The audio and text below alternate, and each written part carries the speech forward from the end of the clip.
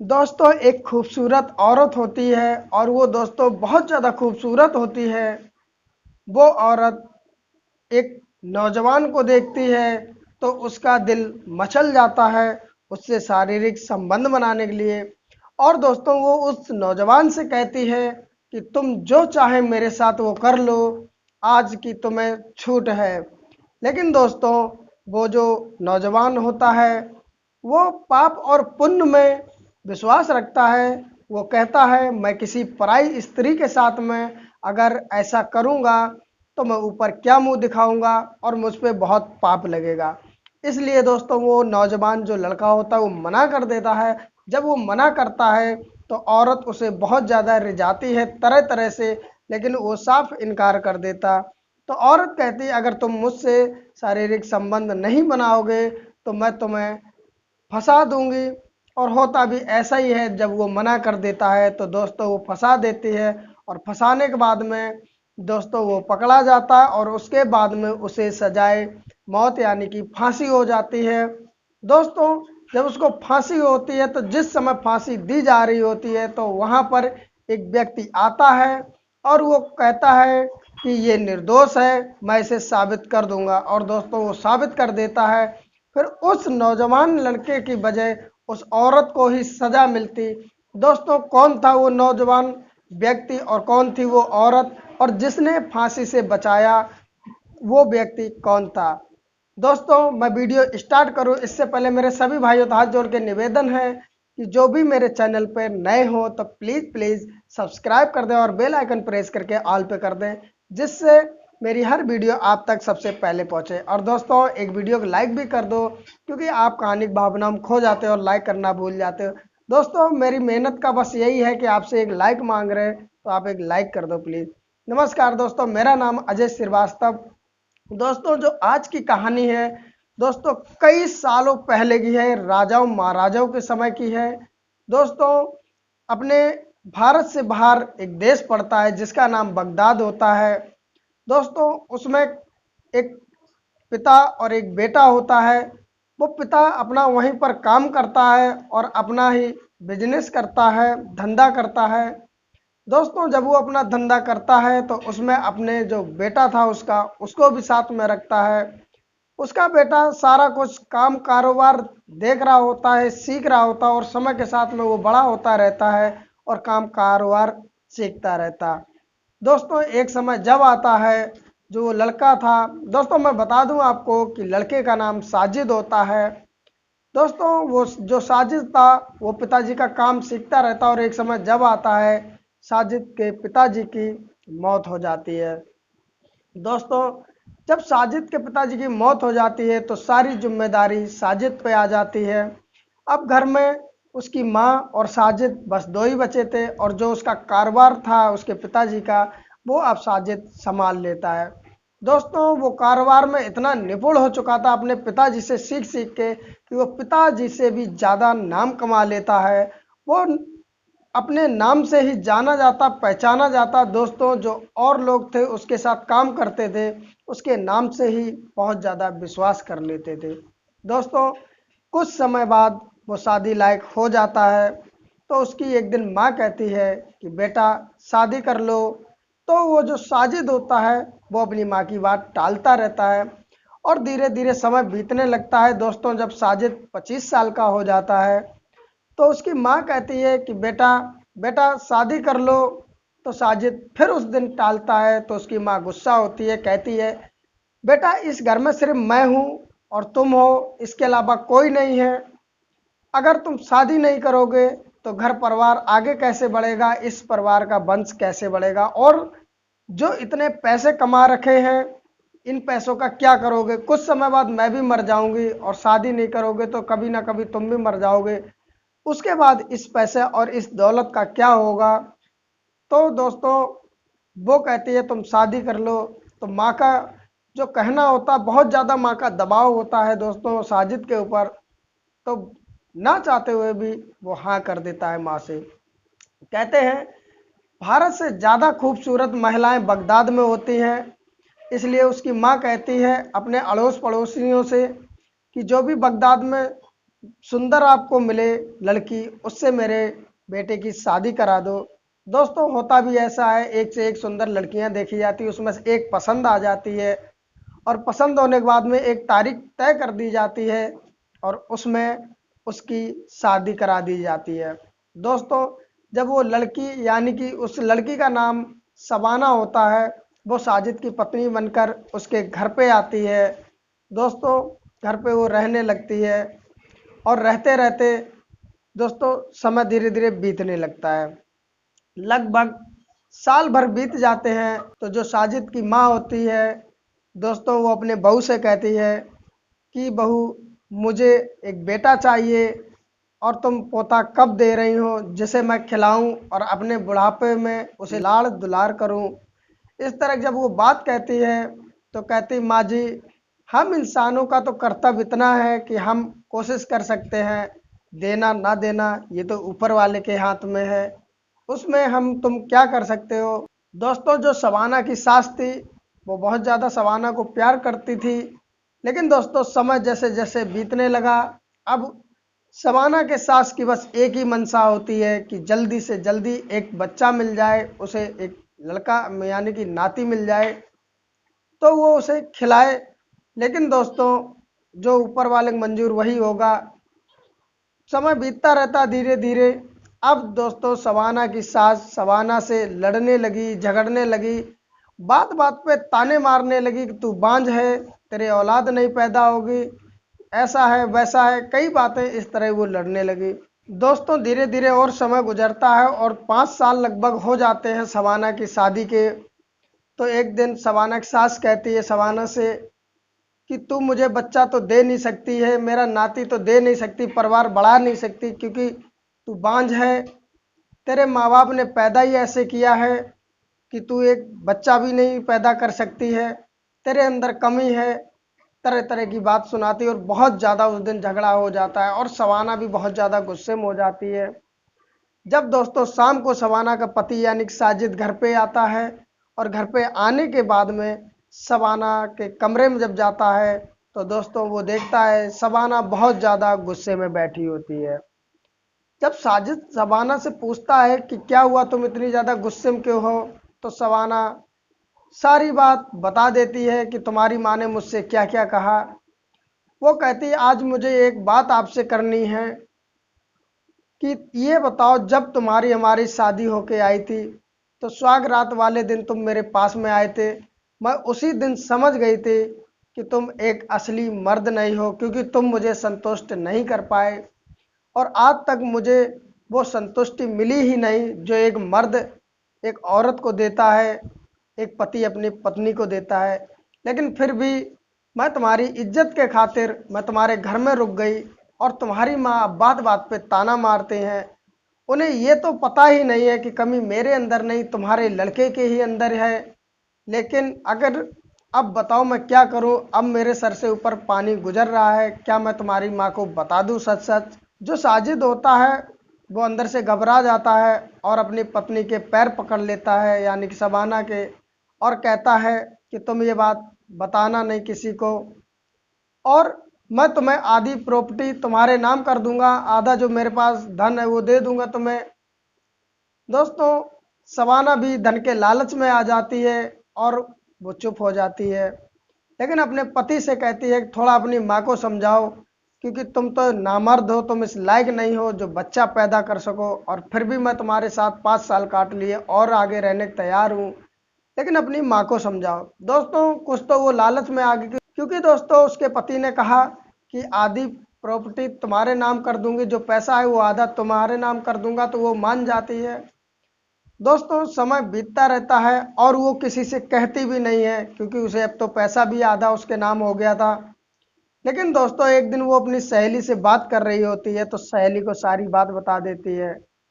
कहती है कि मेरा जो पति है वो नामर्द है और मेरी सास बार बार बच्चे की डिमांड करती है, मैं करूं तो करूं क्या, इतना धन दौलत होने के बाद भी मेरे कोख से एक बच्चा नहीं जन्म ले रहा है, इसलिए मेरी सास मुझ पे ताने मारती है।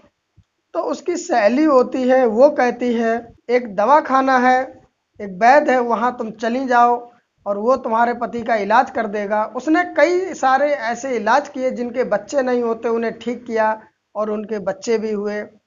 वो उसको एड्रेस दे देती है और एड्रेस देने के बाद में कहती तुम चली जाना। दोस्तों अगले दिन शबाना उस एड्रेस पे पहुंच जाती है। जब सारे मरीज चले जाते हैं तब वो बाद में अंदर जाती है और जैसे ही अंदर जाती तो उस वैद्य को देखती है तो वो हक्की बक्की रह जाती है। दोस्तों वैद्य कोई बूढ़ा नहीं था, एकदम नौजवान व्यक्ति था और वो दवाई वगैरह अपनी जो भी होती उसके पास बूटी वो दे रहा होता है। शबाना जाती है, वैद्य पे दिल हार बैठती है क्योंकि वैद्य एकदम नौजवान था। अब शबाना का मन ही बदल जाता है और वो वैद्य से घुमा फिरा के बात करने लगती। कहती है कि मेरे पेट में बहुत तेज दर्द होता है, अचानक ही होता और अचानक रुक जाता है, कोई दवा दे दो। जो वैद्य होता है वो उसको अपनी बूटी देता है, दवाइयाँ देता है और कहता है अगर आराम इससे मिल जाए तो ठीक है, नहीं तो कल फिर दिखा देना। दोस्तों शबाना चली जाती है और अगले दिन और ज़्यादा सज के आती है और उसके बाद में फिर उस वैद्य के पास पहुंच जाती है। वैद्य उससे पूछता है कि अब तुम्हारे पेट दर्द में क्या आराम है? तो जो शबाना होती है वो वैद्य से कहती है कि मुझे आराम नहीं है, वही दिक्कत है। और दोस्तों उसका बात करने का अंदाज ही कुछ अलग होता है। वैद्य उसकी तरफ देखता है लेकिन फिर भी वो शबाना को वो दवाई देता है और जो उसने पहले दिन दवाई दी थी उससे ज़्यादा कारगर दवाई देता है। दवाई देने के बाद शबाना से कहता है ठीक है अब तुम जाओ। शबाना चली जाती है। लेकिन दोस्तों अब शबाना को तो पेट दर्द नहीं था, उसके तो कहीं और ही दर्द था। दोस्तों अगले दिन फिर पहुंच जाती है शबाना। वैद्य फिर पूछता है अब आराम है? तो शबाना कहती नहीं, कुछ भी आराम नहीं है। जो शबाना का बात करने का स्टाइल था, जो बात करने का तरीका था, वैद्य समझ लेता है। समझने के बाद वैद्य कहता है तुम्हारे पेट में दर्द नहीं है, तुम झूठ बोल रही हो, जो भी बात है सच सच बताओ। तो शबाना सारी बात बता देती है कि मेरी शादी के 5 साल हो गए हैं और जो मेरा पति है वो नामर्द है और मुझे ना ही वो शारीरिक सुख दे सकता है जो औरत को चाहिए और ना ही वो बच्चा पैदा कर सकता है और मेरी सास मुझे ताना मारती है। तो वैद्य कहता है ठीक है, तुम अपने पति को लेके आना या उसे बेच देना। मैं जब उसे चेक कर लूँगा, चेकअप कर लूँगा उसका, तो मैं तुम्हें बता दूंगा क्या वो बाप बनने लायक है या नहीं है। दोस्तों शबाना चली जाती है और जाने के बाद में सारी बात अपने पति को बताती है कि वहाँ ऐसा वैद्य है, अच्छा वैद्य है, तुम चले जाना वहाँ पर और जाने के बाद में उसे बताना मैं बात करके आई हूँ, वो तुम्हें दवाई देगा। दोस्तों अगले दिन होता भी ऐसा है, जो शबाना का पति साजिद होता है वो उस वैद्य के पास जाता है और जाने के बाद में वो वैद्य अच्छी तरीके से चेक करता है। दोस्तों जब चेक कर लेता है तो वो समझ जाता है ये ज़िंदगी में कभी भी बाप नहीं बन सकता, ये नामर्द है, नपुंसक है, ये कभी भी बाप नहीं बन सकता। दोस्तों उसके अगले दिन शबाना पहुंच जाती है और पहुंचने के बाद में वैद्य से कहती है कि क्या हुआ। तो वैद्य सारी बात खुल के बता देता है कि तुम्हारा पति नामर्द है, वो ज़िंदगी में कभी भी बाप नहीं बन सकता, उसके अंदर वो ताकत नहीं है जो कि वो बाप बन जाए। दोस्तों शबाना जब इतनी बात सुनती है तो एक तरफ बैठ जाती है और इंतजार करती है जब सारे मरीज जो होते हैं वो चले जाते हैं। तो शबाना उसके पास में आती है और आने के बाद में कहती है कि मैं तुमसे कुछ कहना चाहती, जरा ध्यान से सुनना। तो वो वैद्य नौजवान था, कहता बोलिए। वो कहती है क्या हुआ, मेरा पति बाप नहीं बन सकता, मुझे शारीरिक संतुष्टि नहीं दे सकता, लेकिन तुम नौजवान हो, हट्टे कट्टे हो और मेरा दिल तुम पे आ गया है। मैं चाहती हूँ कि तुम मुझसे शारीरिक संबंध बनाओ और तुम मुझे माँ बनाओ। मेरे पति में वो ताकत नहीं है जो कि वो बाप बन सके या मुझे माँ बना सके। मेरे अंदर वो ताकत है, मैं माँ बन सकती हूँ और तुम्हारे अंदर वो ताकत है जो कि तुम मुझे माँ बना सकते हो, तो तुम मेरे साथ शारीरिक संबंध बनाओ। जैसे ही वैद्य सोचता है। दोस्तों शबाना बहुत ज़्यादा खूबसूरत होती है क्योंकि जो उसकी सास होती उसने खूबसूरत ही लड़की ढूंढ के शादी की थी। उसके बाद में एक बार के लिए तो वैद्य फिसल ही जाता है, लेकिन वैद्य पाप और पुण्य में ज़्यादा विश्वास रखता है, इसलिए वो वैद्य कहता है कि तुम ये क्या बोल रही हो, ऐसा करना गलत है, ये पाप है। शबाना जो होती है वो अपने सीने से चुन्नी हटा देती है और हटाने के बाद में उसको अपना अंग दिखाने लगती है और कहती है चलो तुम करो, जो आज तुम्हारे मन में है आज वो तुम कर लो। वो वैद्य साफ साफ इनकार कर देता है, कहता मैं नहीं तुम्हारे साथ ऐसा कुछ करूँगा। दोस्तों शबाना चिढ़ जाती है, चिढ़ने के बाद गुस्से में आ जाती है और कहती है कि आज तो मैं जा रही हूँ और कल मैं फिर आऊँगी, तब तक के लिए तुम सोच लेना, और मैं बहुत पैसे वाली हूँ, अगर तुम मेरे साथ ऐसा करोगे, मुझे माँ बना दोगे, तो तुम्हें मज़े तो मिलेंगे मिलेंगे, साथ में मैं अपनी आधी दौलत तुम्हारे नाम कर दूंगी। इस तरह वो कह के चली जाती है और ये भी कहती है अगर तुम नहीं करोगे तो अंजाम बहुत ज़्यादा बुरा होगा। दोस्तों शबाना चली जाती है और जाने के बाद में जो वैद होता है वो रात भर उसको नींद नहीं आती। कहते हैं इंसान के अंदर दो प्रकार के मन होते हैं, एक पाप का मन होता है और एक पुण्य का मन होता है। इंसान कोई भी काम करे तो एक आवाज़ आती है कि ये काम गलत है और एक आवाज़ आती है कि ऐसा कर लो। दोस्तों उसी तरह उस वैद का जो मन होता है गलत वाला, वो मन सोच रहा होता है कि इससे बढ़िया मौका तुझे क्या मिलेगा, खूबसूरत औरत के साथ संबंध बनाने को भी मिल रहा है, फुल मौज मस्ती मिल रही है और उसके बाद दौलत भी मिल रही है। लेकिन जो दूसरा अच्छा मन होता है वो उसका ये कहता है कि दौलत तो इसी दुनिया में चलती है, अगर तूने ये सब किया तो ये पाप है, ऊपर जाएगा तो भगवान को क्या मुंह दिखाएगा। दोस्तों वो रात भर इसी तरह सोचता रहता है और अगले दिन अपने फिर काम पर वो पहुंच जाता है, दवाई वाली जगह पहुंच जाता है जहां वो दवाई देता है।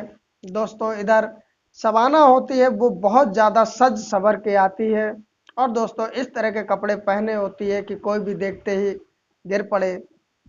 दोस्तों जब सारे लोग दवाई लेके चले जाते हैं तो वो शबाना उस वैद्य के पास पहुंचती है और पहुंचने के बाद में उस वैद्य से कहती है क्या तुमने सोचा, और मेरा वही जवाब है जो मैंने कल तुम्हें दिया। तो शबाना होती है अपने अदाओं की बिजली गिराने लगती है।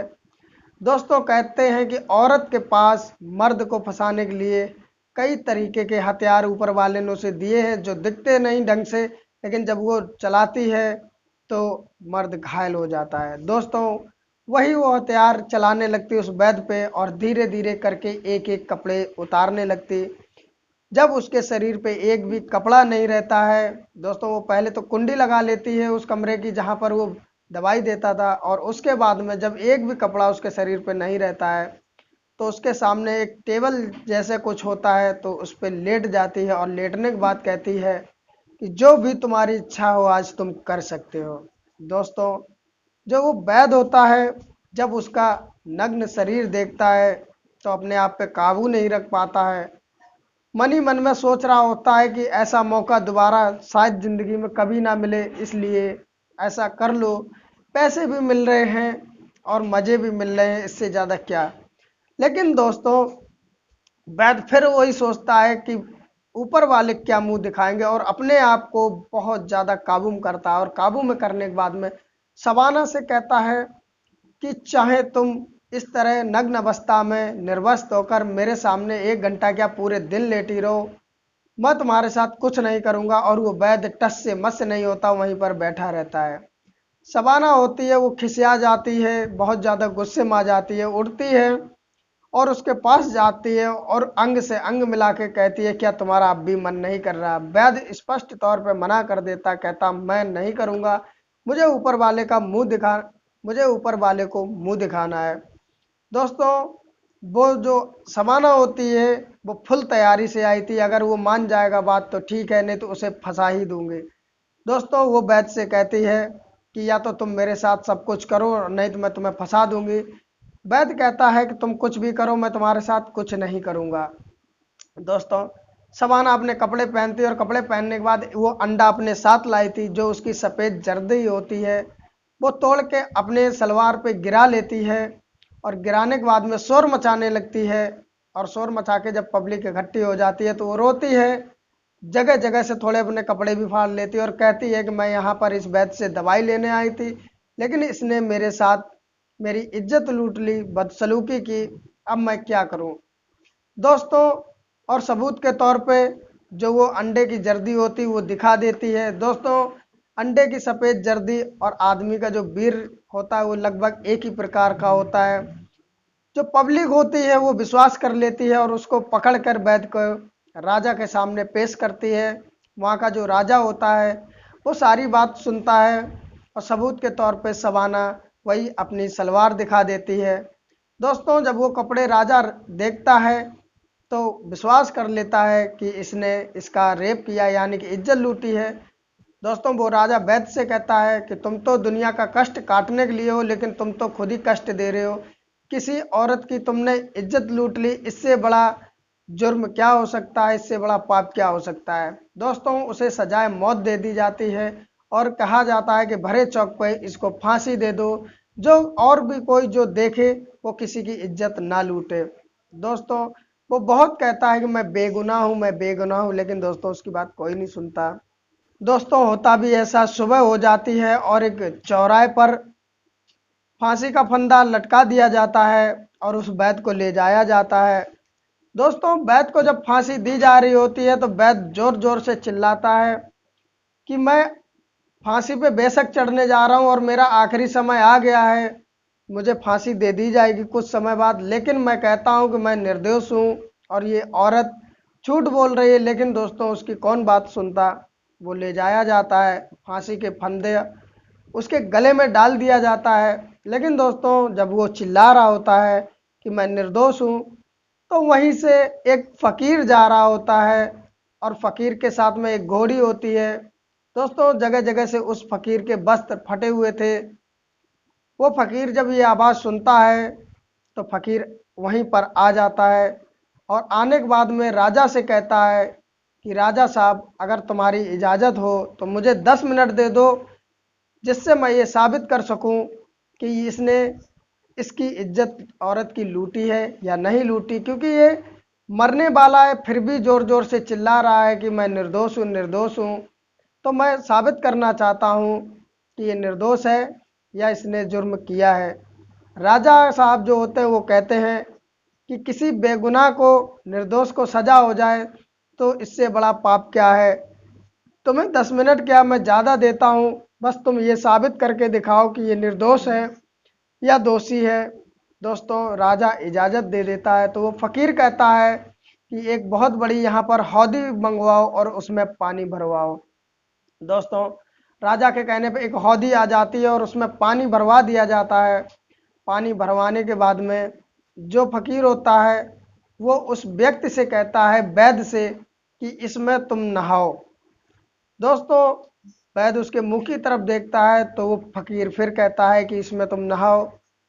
वैद्य जाता है, उसमें अच्छी तरीके से हौदी में नहाता है और नहाने के बाद में बाहर आ जाता है। उसके बाद में उस जो फ़कीर के साथ में घोड़ी थी, उस घोड़ी को पकड़ता और ले जाता है, पानी पीने का इशारा करता है। घोड़ी पानी पी लेती है। जब घोड़ी पानी पी लेती है तो वो राजा से कहता है कि ये निर्दोष है, इसने इस महिला का बलात्कार नहीं किया, इसकी इज्जत नहीं लूटी। राजा ये सब देखता रहता है और देखने के बाद में वो जब फ़कीर की बात सुनता है तो कहता है कि ये कैसे हो सकता है। फिर फ़कीर राजा से कहता है कि कुछ तो इसने सबूत दिया होगा जिससे तुमने इसे फांसी की सज़ा दे दी। तो राजा कहता, हाँ, जो इसका वीर था वो इसके औरत के कपड़ों पे गिर गया था, सलवार पे गिर गया था और इसी को देख करके मैंने इसे सज़ा दी। फ़कीर होता वो कहता है कि उस कपड़े को मंगाया जाए। वो राजा वो सलवार मंगा देता है। वो फ़कीर सलवार लेता है और वो जो वीर गिरा हुआ होता है उसे ध्यान से देखता है और देखने के बाद में कहता है कि गर्म पानी लाया जाए खौलता हुआ। दोस्तों, राजा गर्म पानी करवाता, खौलता हुआ लाया जाता है, उसमें वो सलवार डाल देता है फ़कीर। जैसे ही फ़कीर वो सलवार डालता है तो दोस्तों वो वीर तो था नहीं, वो अंडे की सफ़ेद वाली जरी थी। वो जैसे ही गर्म पानी खोलते हुए में जाती है दोस्तों, वो जम जाती है, अंडे का रूप ले लेती है। उसके बाद में फ़कीर उस सलवार को निकालता है और राजा को दिखाता है कि ये किसी पुरुष का वीर नहीं है, ये अंडे की जरी है। दोस्तों, इस प्रकार जब राजा देखता है तो वो बहुत ज़्यादा क्रोध में आ जाता है और उस औरत को, वहीं पर जो औरत खड़ी होती है वही शबाना, तो उससे कहता है कि तुमने ये पाप किया है, मुझे सच बताओ, ये निर्दोष है या दोषी है। तो दोस्तों सवाना डर जाती, क्योंकि सच्चाई सबके सामने आ चुकी है। तो वो कह देती है, पूरी कहानी बता देती है कि मेरा पति इस तरह नामर्द था, तो मुझे इस पे दिल आ गया, मैंने कहा इसने मना कर दिया, इसलिए मैंने इसे फंसा दिया। दोस्तों जो वैद होता है बाइज्जत उसे बरी किया जाता है, लेकिन वो राजा फकीर से पूछता है कि ये बताओ, ये तो सब ठीक था, लेकिन नहाने का और घोड़ी का पानी पिलाने का क्या मतलब था। फकीर कहता है, मेरी घोड़ी में कुछ ऐसी ताकत है, ऐसी शक्ति है कि अगर कोई भी इंसान किसी औरत से शारीरिक संबंध बना लेता और जब तक वो नहाता नहीं है और गलती से जिस पानी में नहाया है, तो वो पानी हमारी घोड़ी, जो ये मेरी घोड़ी है, वो नहीं पिएगी। जब कोई भी इंसान किसी औरत से संबंध बना के जिस पानी में नहाएगा, वो पानी गंदा हो जाएगा, उसका वीर उसमें ज़रूर थोड़ा बहुत लग जाएगा, उस पानी में मिल जाएगा। तो मेरी घोड़ी में ऐसी अकस्मात शक्ति है जो ये उस पानी को नहीं पीती, गंदे पानी में नहीं पीती। इसीलिए मैंने इस वैद को नहलाया था, क्योंकि वैद पे आरोप था कि इसने इसका बलात्कार किया, और उसी समय ये पकड़ के यहाँ पर आ गया था, और जब से ये नहाया नहीं, इसलिए मैंने नहलाया और घोड़ी को पानी पिलाया। घोड़ी ने जैसे ही पानी पी लिया, मैं समझ गया कि इसने इसके साथ कुछ नहीं किया। राजा बहुत ज़्यादा फ़कीर पे खुश होता है, वैद को भी बाइज्जत बरी कर देता है, और जो वो औरत होती है सवाना, उस पर बहुत ज़्यादा क्रोधित करता है। वो औरत पैरों में पड़ जाती राजा के, माफ़ी मांगती है। तो राजा उसे क्षमा तो करता है, लेकिन कह देता है इस शहर से तुम चली जाओ, यहाँ तुम नहीं रहोगी। दोस्तों उस औरत को उस शहर से निकाल देता है। इस तरह वो वैद बच जाता है। दोस्तों कहानी आप लोगों को कैसी लगी कमेंट में ज़रूर बताएं। और दोस्तों अगर वीडियो थोड़ी भी अच्छी लगी हो तो प्लीज़ एक लाइक कर दें, और चैनल को भी सब्सक्राइब कर लें, और बेल आइकन प्रेस करके ऑल पर कर दें, जिससे मेरी इस तरह की अच्छी अच्छी वीडियो आप तक पहुंचती रहे। फिर मिलते हैं किसी नए वीडियो में, तब तक के लिए नमस्कार।